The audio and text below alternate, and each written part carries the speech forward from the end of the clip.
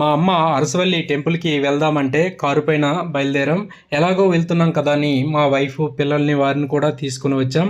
ఇక్కడ అరసవల్లిలో శ్రీ సూర్యనారాయణ స్వామి వారి దర్శనం మంచిగా జరిగింది.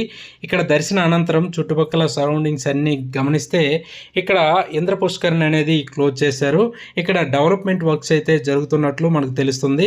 ఎలాగో అరసవల్లి వచ్చాం కదా, ఈ దగ్గరలో శ్రీకూర్మం ఉంది, అక్కడికి కూడా వెళ్దామంటే మా ఫ్యామిలీ మెంబర్స్ అంతా ఓకే చెప్పారు. శ్రీకూర్మం డైవర్షన్ పాయింట్ దగ్గర ఈ పెద్ద తాబేలను అయితే ఏర్పాటు చేశారు. ఇది చూడడానికి చాలా బాగుంది. అలాగే ఇక్కడ ఎంట్రన్స్లో పెద్ద ఆర్చ్ను కట్టారు, అది కూడా చాలా బాగుంది. ఇక్కడ శ్రీకూర్మంలోకి ఎంటర్ అయిపోయాం. ఇక్కడ నుంచి టెంపుల్ వ్యూ అనేది ఈ విధంగా ఉంది.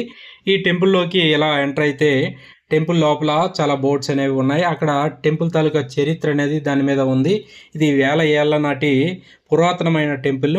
అలాగే ఇక్కడ ఉన్న పుష్కరిణిలోకి దిగి అక్కడ నీళ్లు తలపైన జల్లుకొని అనంతరం ఆ శ్రీ కూర్మనాథ స్వామివారి దర్శనం అయితే చేసుకున్నాం.